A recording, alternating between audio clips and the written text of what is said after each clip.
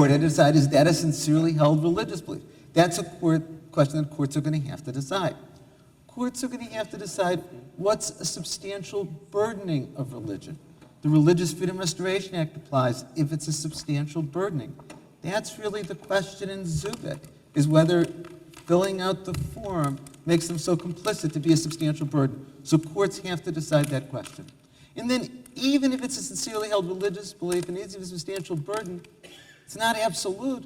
The court has to decide, is there a sufficient government interest to outweigh the religious practices? So in that sense, I agree with Judge Kosinski.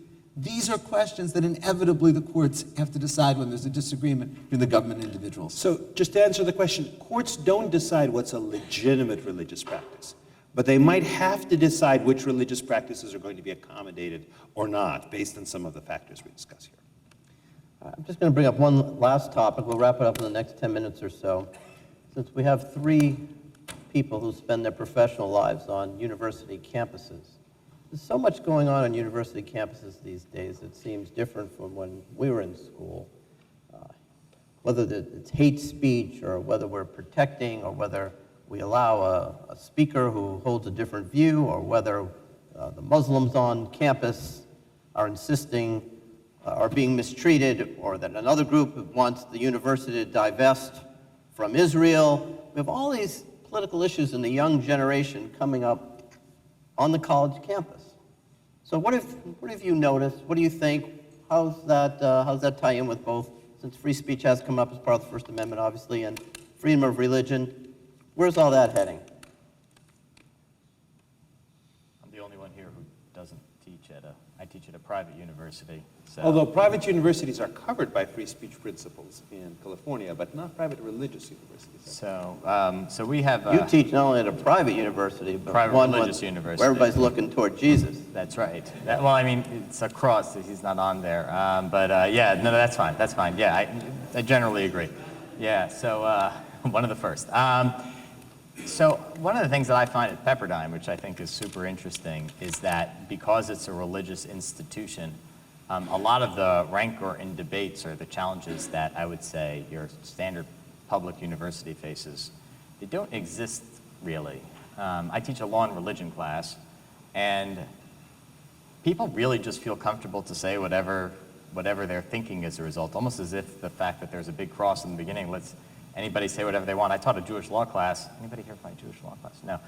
Last year, and it was like we were like a running like one-liner, like 6 evangelicals, 1 Mormon, 2 Jews and a Catholic walk into a bar. Like that's what the class looked like. And so like everybody just says, as a result, whatever they want. And when people come to campus, you get like a wide range of people, I think, because people almost expect that you can talk about things you might not otherwise talk about at another kind of university, that everything's really fair game. And fair game in a good way. I feel like it's a massively good way to promote academic freedom, academic debate, public conversation, almost like religion serves as this like force field to make it all work. Now, obviously, on some of the public campuses, there are far more challenging issues with respect to the way in which certain constitutional principles apply, and I'll let. Well, UC Irvine has been in the news in a variety of matters involving students with different views. The idea that there's free speech issues on college campuses is nothing new. For many of us, the free speech issues were around the Vietnam War. Now they're about different issues. I actually think on these issues, Eugene and I agree.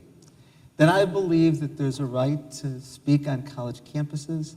It's particularly important that college campuses be a place for expression, that expression can include things that we regard as hateful, that there's no First Amendment right to threaten someone, there's no First Amendment right to directly harass somebody, but short of that, the Muslims have the right to come on to the UCI campus or the UCLA campus, the Jewish students do, any group does, even to express messages that I or Eugene or Judge Kosinski or anybody else here might find offensive. Yeah, I think Erwin and I agree very much here. You can stop there. I will say that I do think things have been worse in the last 3 or 4 years than they have been any time since I've been paying attention to this, which is essentially since 1989 when I started law school. And I think part of the problem is and this is only part of the problem, but part of the problem is that people have been telling students that it's not just that certain views are offensive, it's that they have a right not to be offended. One way this is articulated is all this talk of safe spaces. Look, I'm all for safe spaces. Nobody should be afraid of being killed or punched or have their stuff stolen, or even being, take an example of something that is speech, but unprotected speech, being threatened with violence. But that's not what this meant by safety. It's safety from ideas. But once, or safety from perhaps particular kinds of ideas. Once you articulate it, though, in that way, then it becomes very easy for people to say, well, I'm entitled to safety. I have a right to the safety. You're violating my rights by saying these things. And in fact, it may actually exacerbate the level of offense people feel, because, you know, if something's offensive, something's offensive. But if something actually violates your rights, well, what kind of weakling are you? What kind of nebbish are you for not standing up to your rights, for your rights not to be offended? Similar problem has arisen with the legal doctrine of hostile work environment law. And hostile educational environment law in the context of universities. That starting with the 1980s, there's been this talk about how speech that is supposedly severe or pervasive enough to create an offensive environment is itself a form of discrimination and prohibited by anti-discrimination law. Made a lot of inroads in the workplace, has been unanimously rejected, or almost unanimously rejected, by lower courts. It's never reached the US Supreme Court. At the college or university level. When there are First Amendment challenges, a lot of speech codes were articulated in terms of, well, you can't say things that create a hostile environment. And they were struck down by courts saying, you know, that's not a permissible basis. It's too vague and too overbroad, not a permissible basis to restrict speech. But again, once you articulate this, that why somebody, by expressing views you don't like, isn't just offending you, but is discriminating against you, violating your civil rights, then it becomes almost mandatory, I think, for many people to react by saying, oh, this needs to be silenced. So for a variety of reasons, and these are just two that I think are in play here, a lot of students and a lot of administrators are taking the view that certain kinds of speech just ought to be excluded from university campus. And I think courts, when courts get involved, do the right thing here. But there's a lot of damage that can be done before somebody can come to court. So Dean Chemerinsky, I've had the honor of hearing you speak many times, and you often, when you do summaries of Supreme Court decisions, et cetera, you end with looking toward the future for us, without you having to make any bets, because I know you're not a gambler.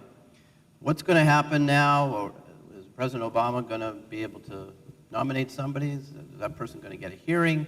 And where do we see the religion cases going in the future? And obviously it will depend on who wins the election and who gets in, but just wrap it all up for us in a neat bow. I'll try to answer your questions. I think President Obama is going to nominate someone with impeccable credentials, a compelling life story, and no ideological paper trail. I predict it's likely to be a person of color, Hispanic, African American, or Asian American, someone who the Republicans cannot attack and campaign against. Now, there is nothing in the Constitution that requires the Senate Judiciary Committee to hold hearings. There's no way to force them to do so. There's nothing to force them to take a vote. Just today, there was an announcement from the Senate Judiciary Committee they're not going to be holding hearings. I don't think we can really know until we see who the nominee is, how much political pressure might be brought to bear on Republican senators who up for election in November are vulnerable, and whether they might put pressure on the Republican leadership to hold hearings because being perceived as obstructionists could cost them their seat and it could cost the Republicans the majority. So I think it would be foolhardy to make a prediction that there's going to be or there's not going to be hearings until we see who's nominated and until we see how all of this plays out in the political process. There's just a lot of posturing going on now that may or may not turn out to be what happens. With regard to the religion clauses, I think the one thing that we could agree on is who fills Justice Scalia's seat could be enormously important. In fact, maybe the place that I would leave it is that Since 1960, the average age which a Supreme Court justice left the bench is 79 years old. By coincidence, that's the age Justice Scalia was when he passed away on February 13th. When the next president takes office, there will be 3 justices in the year 2017 who will be 79 years old or older. Especially if it's a 2-term president, it seems inevitable that that president will have multiple appointments to the Supreme Court. So with regard to all the issues we talked about tonight, and so many others we didn't touch on, there's nothing more important for the November presidential election than who's going to fill those vacancies on the Supreme Court. All right. Good place to wrap it up.